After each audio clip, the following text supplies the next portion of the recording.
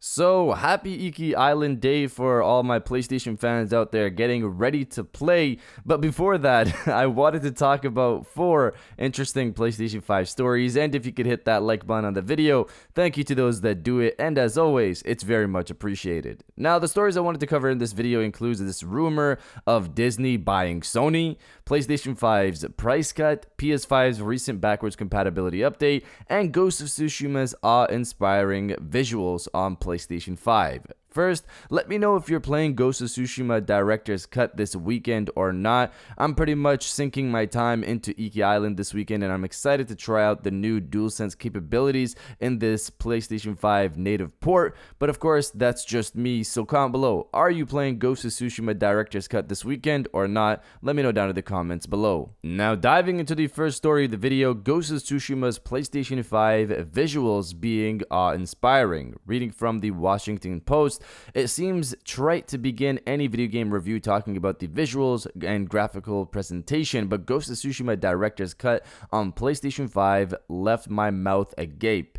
PlayStation 5 updates for classic PlayStation 4 games may be trickling in to fill in the void of delayed high-profile releases this year thanks to the ongoing pandemic, but every one of them has been a home run on presentation. Sucker Punch Productions stepped up to the plate and delivers another home run with sharper visuals and improved lighting for a game that debuted on PlayStation 4 last summer. The original Ghost of Tsushima was already in the conversation as one of the prettiest games ever made. The PlayStation 5 edition, which releases August 20th, cements that. I can't remember a game that sustains an awe-inspiring presentation for just about every second you play. The lighting gives new life to the rippling fields of grass and flowers that define the game's art. Clothing and armor textures are more defined. It's like playing Ghost of Tsushima with new eyeballs. My jaw was constantly agape, unhinged even, as I explored the dense jungles and forests, many of which open up to even more sweeping vistas and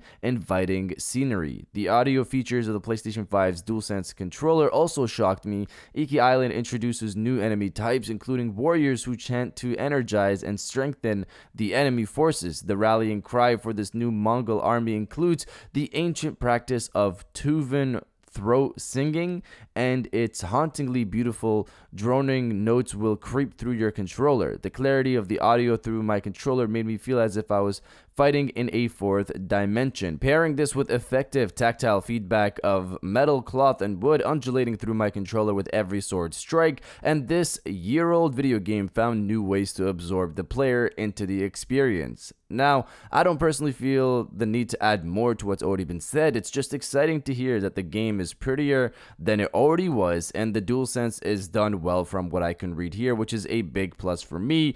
I personally can't wait to sink my time into this weekend. I haven't really gotten a chance to play it just yet. Now, diving into the second story of the video, PlayStation 5's price cut. This story is pretty short. PlayStation 5 got a price cut in Brazil. I'll have the link below to the official PlayStation blog on this if you're interested, but the price drop includes everything from the PlayStation 5 itself to the controllers, including the PlayStation 4 and DualShock 4 as well. Don't rush to buy PlayStation 5 from Brazil because it's still more expensive than how much it is here in Canada or the US, even after the price cut. According to Reset Era, this is political. Reset Era user Uber states Brazil's president Jair Bolsonaro, I know I butchered that for sure, reduced video game importation taxes once more to please gamers following an ever-increasing rejection in polls for the presidential race next year, and Sony is now announcing a new price cut. So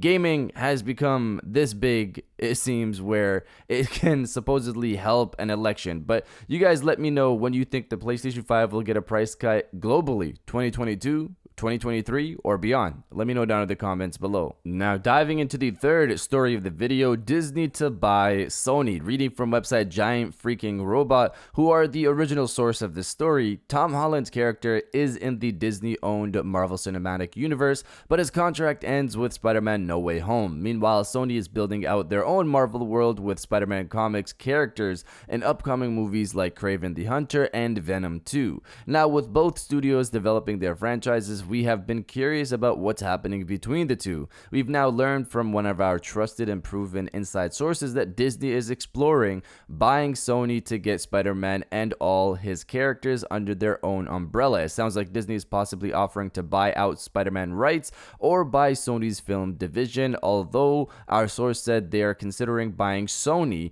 which doesn't rule out a merger/acquisition. So when I first heard of this, buying Sony as a whole to me is unlikely. I'm not an economics major here, but going by Sony's market cap, their worth, as noted here on website Market Trends, which I've used on the channel before, their market cap is 119 billion, while Disney's is 317 billion. I don't think Disney would buy out all of Sony just for Spider-Man. If they were to merge, that's something maybe, but would the Sony brand be lost then? I'm not really sure. I guess at that point, PlayStation would have access to Disney's licenses, but let's put that to the side because that's a whole other story.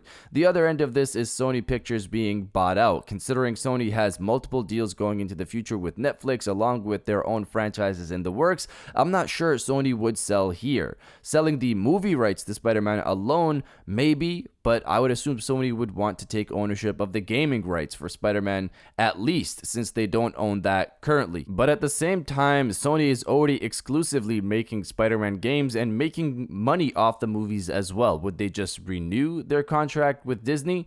I'm not really sure here either. Tom Holland's contract with Disney apparently ends after No Way Home, which drops later this year, so I assume we'll hear more about this deal situation after that. It should be interesting. Now, diving into the final story of the video, Sony's backwards compatibility update. So there are 2 points to this that I want to get across. One, reading from Video Game Chronicle, Ghost of Tsushima Director's Cut has made a welcome change to how first-party games handle cross-gen save transfers. As confirmed in VGC's Ghost of Tsushima PS5 review, the new-gen version of the game has a main menu option that allows players to transfer their PlayStation 4 console saves either direct from the console storage or USB stick. PlayStation owners will likely welcome the simplification of what was previously an overcomplicated process to access their last-gen saves for cross-gen games. Until recently, many games such as Marvel's Avengers required players to have the PlayStation 4 version of a cross-gen game installed on their PlayStation 5 or return to the PlayStation 4 hardware version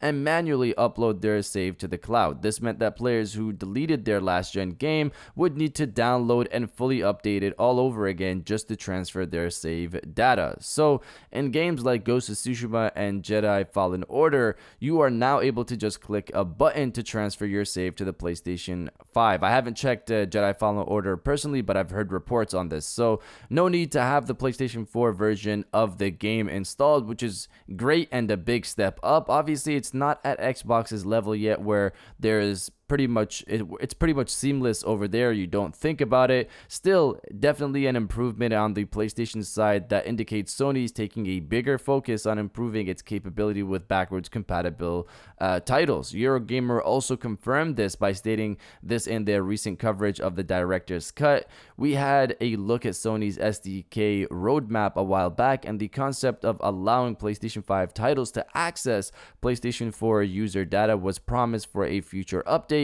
which now appears to have rolled out. So Sony had this in the works, and I wouldn't be surprised if it improves even further. Beyond that, point number 2, not too long ago we heard that Warzone got the 120 frames per second upgrade for PlayStation 5 players. Now remember, Warzone doesn't have a native PlayStation 5 port yet, but rather this is still the PlayStation 4 version of the game. Sony clearly updated their SDK here as well to allow last-gen titles to access some of the power of the PlayStation 5 to push for that 120 FPS. In the end, it's clear that Sony is putting in the work to improve last-gen game experiences on PlayStation 5, especially with another piece here, which is the DualSense enhancements that were added a while back for PlayStation 4 titles on PlayStation 5 as well. But you guys let me know if you think Disney would actually buy Sony as a whole or not. Let me know down in the comments below. And if you guys did enjoy this video, please hit that like button, as it always helps, and subscribe if you're new. I got new videos every Monday, Wednesday, and Friday, and now I'll check you guys out on the next one. And welcome back to the after show. This is the part of the video where we have a little fun down in the comments below. If you're old, welcome back. If you're new, welcome. For today's thing, what I want you guys to do is to body, obliterate, destroy, and overall harass the comment section with the contract wars start soon. Obviously, this is in relation to the Disney-Sony situation. I'm very curious to see what happens after No Way Home. If you are as well, destroy the comment section with the contract wars start soon, and I'll definitely heart those comments like I always do because I appreciate everybody who stays to the end of my videos. And now I'll check you guys out on the next one.